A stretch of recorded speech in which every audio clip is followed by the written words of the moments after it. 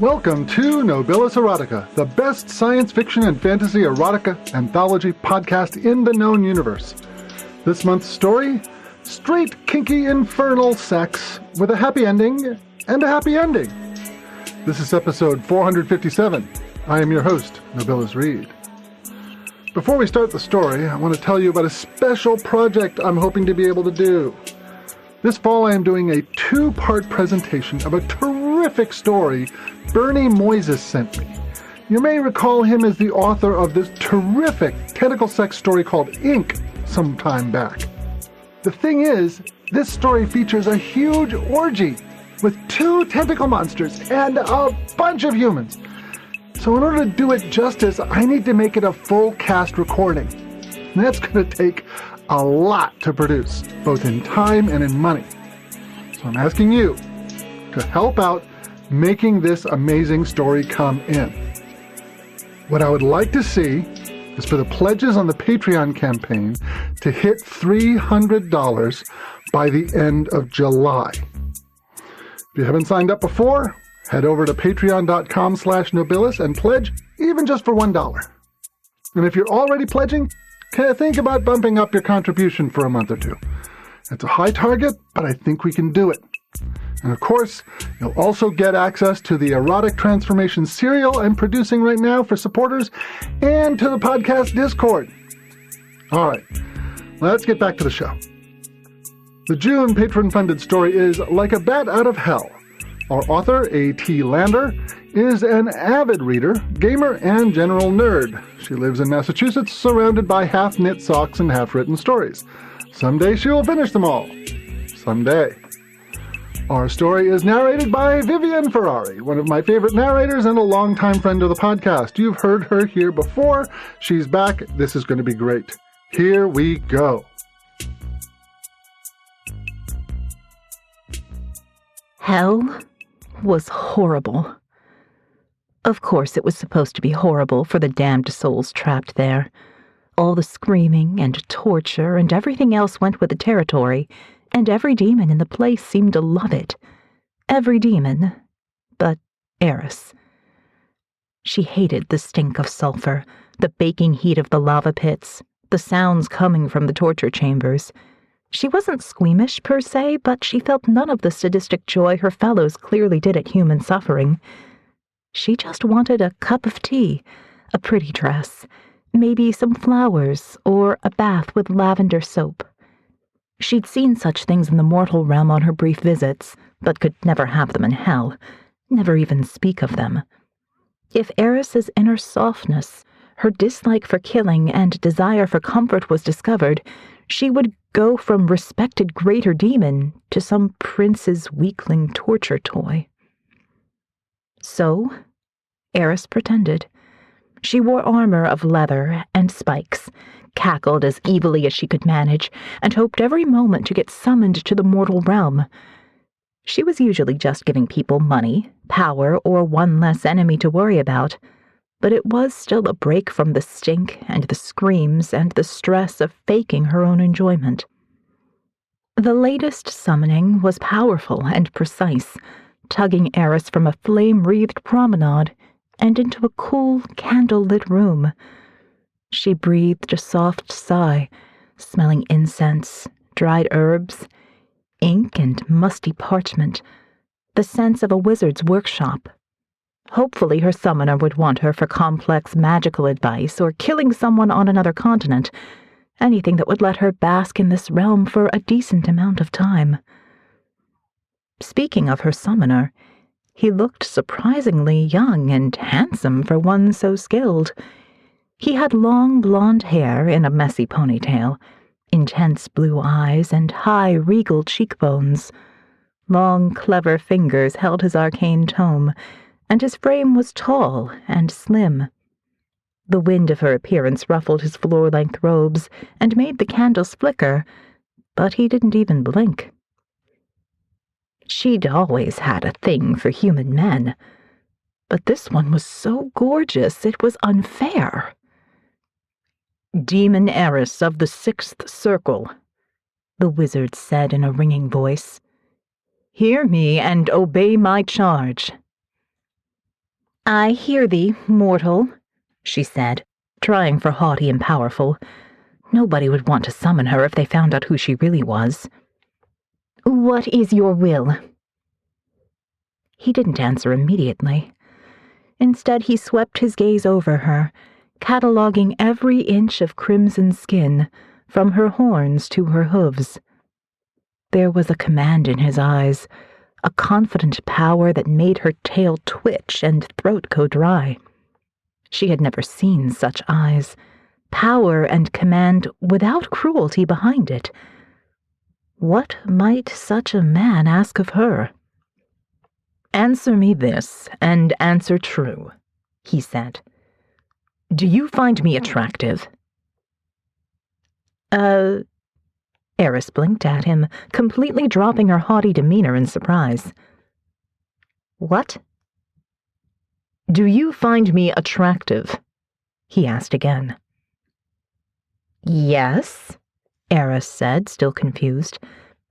I mean, have you looked in a mirror lately? He huffed out a surprised chuckle, and Aerys cursed her own stupidity. She couldn't let this man throw her off, but the glint in his eyes made her stomach do somersaults.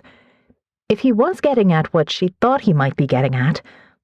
But no, that was just foolish. Why risk summoning a demon of her rank and power to do a succubus's job? Why summon a demon at all when he had that hair, those hands, those eyes?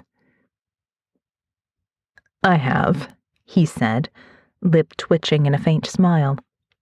But I needed to know your opinion. It wouldn't work if I wasn't your type. What wouldn't work? She asked, shifting nervously from hoof to hoof. Was this what flirting felt like? Well, the wizard said, putting down his book on a nearby table. I have a little experiment to run. A very intimate experiment. Dagon's teeth. He was flirting with her. His eyes swept over her again, lingering on her round hips and soft, full breasts. Aerys suddenly wished she was dressed in something lacy and delicate, made for indulgence and not intimidation. She flicked her tongue over her lips, and the quirk of his mouth turned into a full smile. That sounds, nice, Aerys said. Damn it, keep it together. I mean, great. Really, really great. The wizard chuckled again, warm and smooth and almost wicked. You're an interesting one, he said. The other greater demons I tried said it would be beneath them. Tried? Aerys asked, surprised. You didn't compel them?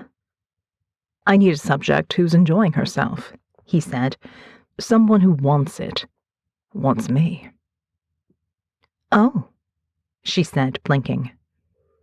Demons used sex as a weapon, a violent and cruel battle, with pleasure only for the winning party. She'd avoided it like holy water for centuries, fighting off attackers and power plays, as well as her own half-formed longing. Now that longing surged to the surface. She replayed half-glimpsed scenes from her trips to the mortal world, sounds of pleasure instead of pain. What would it feel like to have him atop her, inside her? She wanted him to hold her down, claim her mouth in fierce kisses. Such desires would be dangerous back in hell, but here? With this man? So, he said, eyes glinting in the candlelight. Do you want me, Aerys? Yes, she breathed. Good, the wizard said. Just a moment. I just need to find... He turned to a desk beside him, which Aerys suddenly noticed was covered in papers and bottles and arcane tools, all jumbled up in a messy pile. She looked around the rest of the room, taking her eyes off the wizard for the first time since she'd arrived. The place was a dump. It was a large circular room, standard wizard's tower fare, but it was packed with clutter. Books, jars of herbs, potion bottles, and reams of notes covered every available surface and a good portion of the floor. A dragon skull peeked out from under a pile of stained rags, and the stuffed crocodile hanging from the ceiling looked like it hadn't been dusted in decades. "Here they are," the wizard cried triumphantly, producing a set of golden rings of varying sizes, all etched with arcane runes. "Put these on." He handed them over to her, careful never to even put a finger into circle. Sexy and charming he might be, but he was no fool. "These runes are for binding," she said, squinting at the largest loop of gold. It was spelled to keep her on the plane and obedient, which was standard, but the rest of them were unfamiliar. "But what about these?" "Power transfer," he said. "Since a demon's magic grows when indulging in pleasure, I've devised a way to skim off some for myself. It's worked well on succubi, but they weren't strong enough for what I need." "I see," Aerys said. The idea of him taking some of her power made her nervous, but if it worked, he might keep her out of hell for a while. That would be a good thing, right? She heard a rustle of cloth and looked up, mouth falling open. The wizard had pulled his robes over his head, revealing a pair of simple trousers and a lean, bare chest covered in tattoos. Lines of black and gold traced over pale skin, forming the same runes on the rings she held in her hands. He saw her looking and smiled, hot and wicked. Oh yes, staying here would definitely be a good thing. Aerys tried to fumble the jewelry on without taking her eyes off him, dropping several pieces in her haste. She was trying to close a too-small bracelet over her wrist when he took pity on her. "That one goes on your tail," he said. "The bracelets are over there." He pointed at two of the scattered rings next to her hooves, then guided her through the rest of the process. There were anklets, arm rings, and little bands for her horns, each humming with palpable power. He was clearly taking no chances, even as the heat of his eyes burned into her. The last ring was a collar, hinged at the back and closed with a tiny clasp. She swallowed hard as she put the metal around her neck, a shiver running down her spine. In hell, a collar would signal an eternity of torment and slavery, but here... The wizard stepped forward, deliberately scuffing the lines of the summoning circle. For the first time, he touched her, cupping her cheek in a soft hand. His skin wasn't as hot as a demon's, but it still seemed to burn, sending a thrill through her veins. "You look lovely," he said, running a thumb over her lower lip. She opened her mouth without thinking, tongue darting out to taste him. There was the spicy flavor of incense, the acrid tang of ink, and under it all the rich, earthy taste of human skin. She sucked his thumb into her mouth, careful of her fangs, feeling the whorls of his fingerprint against her tongue. "Now, that's interesting," he said, voice slow and rich as dark honey. He pressed his thumb a little deeper into her mouth, and she let out an involuntary groan. "Imagining it's my cock." Aerys hadn't been, until the moment he spoke. She could picture it so vividly, kneeling before him while he gripped her horns and used the leverage to fuck her mouth. She nodded, eyes falling shut at the mental image as she heard that chuckle again. "I want to see you naked first," he said, brushing his free hand over her armored hip between the spikes. There were a few definite advantages to being a demon, and one of them was quick changes. Her armor dissolved into smoke with a single thought, leaving her naked save for the golden bindings. binding her to him. He took the opportunity to crowd in close, and Aerys realized that she was now looking up at him. Without her iron boots, he had a few good inches on her, and the thought that he was bigger than she was sent a delightful little shiver through her body. The shiver turned into a shudder as he moved his hand from her hip to her ass, squeezing in a delightfully possessive way. He pulled her to him, cupping the back of her head in his other hand. She made a sound of protest as he took the thumb from her mouth, but it died as he replaced it with his lips. Aerys had never kissed anyone before, but even she could tell he was a master of the art. He licked and nibbled her already parted lips, easing them further open until she was gasping. When he finally slipped his tongue inside, it was pure bliss. Gentle exploration turning into rough claiming as she whimpered and moaned and tried to figure out what to do with her hands. Should she grab his shoulders? Hold on to his waist? Her claws would hurt him, and if she hurt him, he would stop. "What's wrong?" he asked, pulling away from her lips. "Not good." "No, Aerys babbled. I've got these claws and—" "Can't you shapeshift?" the wizard asked, raising a brow. "Oh, right." Aerys was an idiot. A moment of concentration turned long black claws into short fingernails. She twitched her tail and bit her lip, looking up at him nervously. "Do you want me to change anything else?" she asked. "My horns, or tail, or—" "Have you looked in a mirror lately?" he asked, echoing her earlier words. His hand slid from her buttocks to grip the base of her tail, rubbing a finger over the golden ring. Aerys whined and wrapped her tail around his wrist, pulling his hand down to slip between her cheeks. She shuddered with pleasure as his fingers pressed up against her, rubbing the sensitive skin of her tight little pucker. "Wizard," she gasped, grinding back against those clever fingers. "Please." "My name is Bale," he whispered, lips pressed to her neck. "Or maybe you'd like to call me Master." The hand in her hair gripped tight, a tiny sting of pain that made her body arch back like a drawn bow.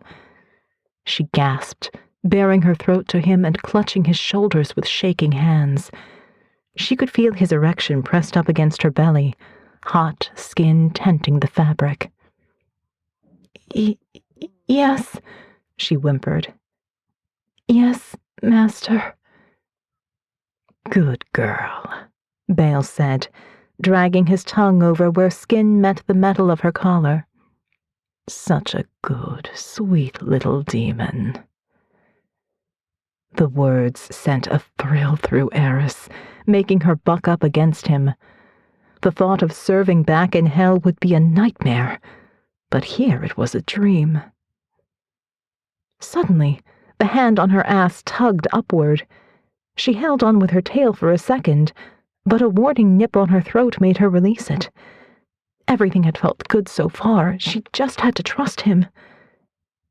The thought gave her pause. Trust? Since when had she trusted anyone? It made no sense, and yet... Bale put his hand to her throat, squeezing gently. The gesture made her feel weak at the knees, eyes falling closed and lips open as she gave into the sensation. His human strength wouldn't be enough to damage her even if he tried, but she knew somehow that he wouldn't, not even if she had been a frail mortal. She panted, so wet she could smell it on the air as he held her in certain hands. He guided her back, step after step, until she felt a table behind her. Bale spoke a few words, calling up a sudden and localized wind. Aerys could feel papers flying off the surface behind her, leaving bare wood that he pressed her down onto. She went willingly, lying back on the table with her thighs trembling and tail twitching in excitement. "You're such a submissive little thing," Bale said in what sounded like wonder. He reached down to cup her breasts in both hands, squeezing delightfully. "Do you like this?" "Yes, master," Aerys purred, arching up into his hands. She stretched her arms luxuriously above her head, reveling in the sensation.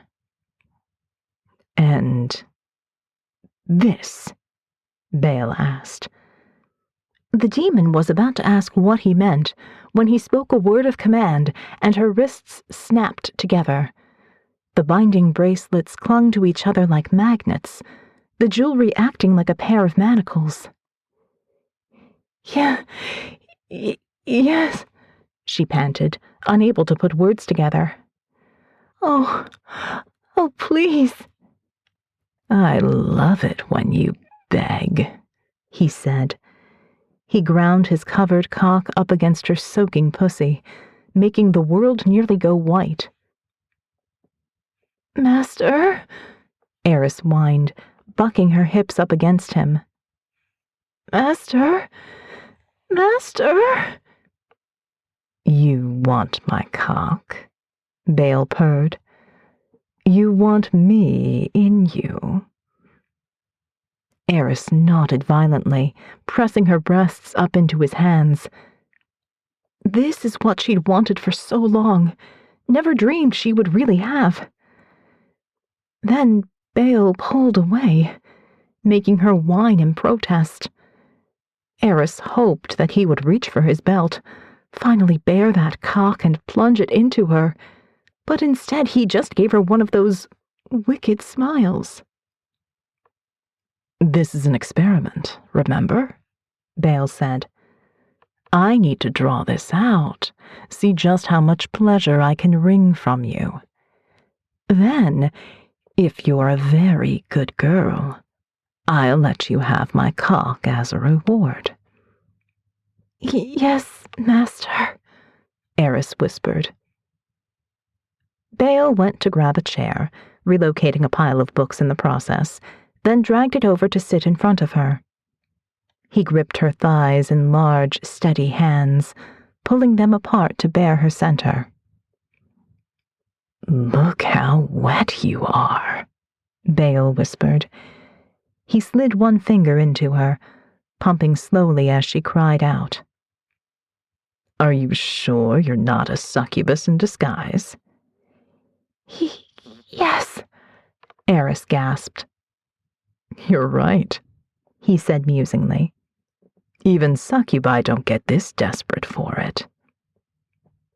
He added a second finger and a third, pressing and twisting and fucking into her. She writhed on the table, bucking into the delicious penetration. Her juices were dripping everywhere, soaking his hand and her taint and her ass. He watched the fluid dribble down and pulled his fingers from her. The slick digits traced their way down to press once more against her puckered opening. "Another eager little hole," Bale said. "Do you want it in here, too?"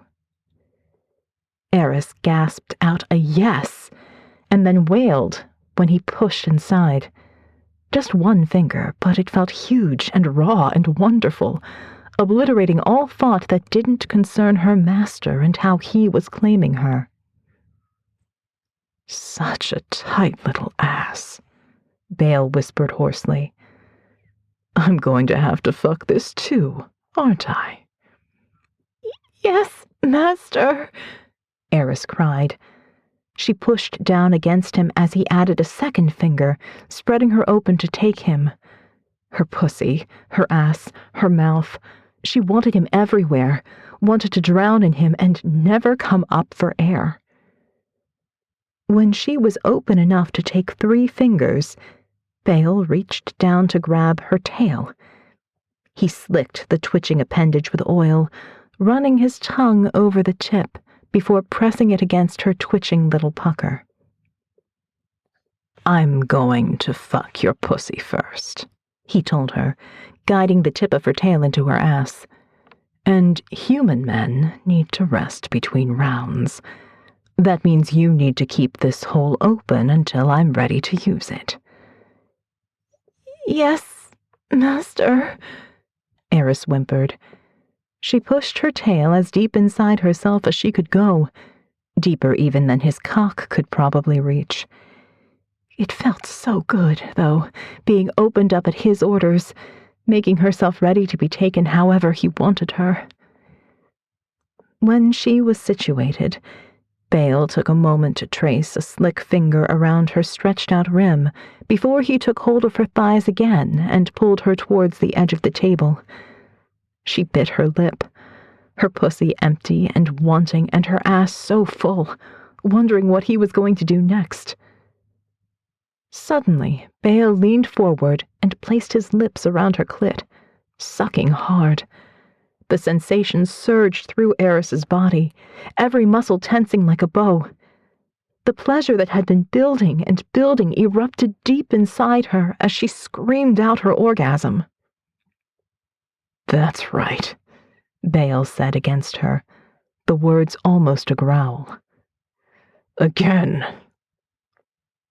He went back to sucking, licking, finger-fucking her pussy as it dripped and clenched. Aerys was writhing, spasming, caught in the surging waves of pleasure that peaked and rolled and never seemed to end. Her tail twitched inside her ass, every movement only driving her to further madness until she was nearly sobbing from overstimulation. Suddenly, Bale surged to his feet, knocking the chair over in his haste. The tattoos on his chest were glowing, filled with Aerys's power, and the look in his eyes was one of wild, fierce desire. He tore off his belt, shoving his trousers down just enough to free his cock. "Oh, master," Aerys whimpered, thighs falling open for him. Demon cocks were huge and spiked and built for pain, utterly unappealing. Bale's, however, was smooth and slightly curved, the blunt head flushed pink and shiny with pre-cum. She wanted him inside her, needed him inside her. "Time for your reward," he said, grabbing her by the horns and pulling her up into a kiss. She moaned into his mouth as she felt his cock head nudging between her lower lips, sinking slowly into her. Inch by inch he filled her until his hips were pressed to hers, making her whine in desperate pleasure. Her tail, his cock, his tongue in her mouth. She was so full that the whole world seemed to fade away. Nothing mattered except this moment. Bale dragged his hips back slowly, only to snap forward again in a fierce, hard thrust. He fucked into her, again and again, setting a hard, merciless rhythm that left Aerys gasping for air. The pleasure was overwhelming, the physical sensation and the knowledge that she was being claimed, owned, used by her one and only master. She would do anything for him if he just kept making her feel like this. He released her horns and pushed her back onto the tabletop, holding her down with a firm hand on her throat.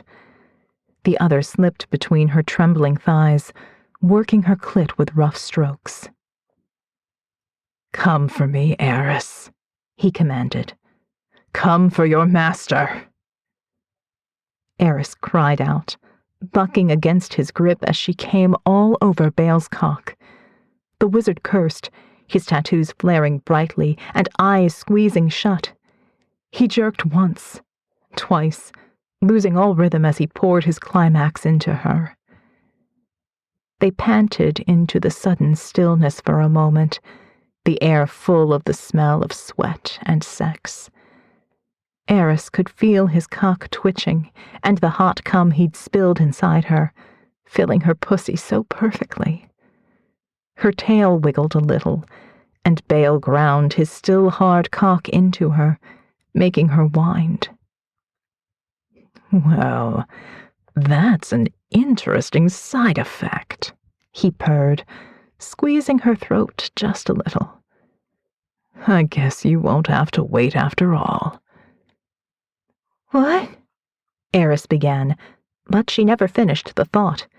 He flipped her onto her stomach with surprising strength, pressing her chest to the tabletop as her hooves scrambled for purchase on the ground. A tug on her tail pulled it out of her, leaving her gaping and empty for just a moment. Then Bale slammed into her ass. Aerys wailed, scrabbling at the table as he seized her horns like handles, using the leverage to fuck her hard and deep. It was glorious. The smooth slide of his cock in her stretched-out hole, the power of his thrusts pushing the air out of her lungs in breathy little gasps. He was full of her power, her strength, and using it to drive her mad. She brought up her tail to wrap around his waist, pulling him deeper inside, so deep he would never leave. Bale tugged her back by her horns, making her arch her back and brace her bound hands on the table so he could seize her breast in one hand and her throat in the other. He pulled her back into a kiss, squeezing her throat and pinching her nipple, never slowing his thrusts. That was how she came for the last time of the night, wailing into his mouth while he fucked her ass. He followed her not long after, filling her up with yet more hot, slick cum. He went soft this time, slipping out of her even as he peppered her shoulders and neck with kisses. It took long minutes for Aerys to get her breath back, but only an instant to decide what to do with it. Aerys Karen Zayakid, she said. "What?" Bale asked. "It's my true name," she said, twisting around to look at his face. "You can use it for a permanent binding." "Permanent?" Bale asked. A smile was on his face again, less wicked and more wondering.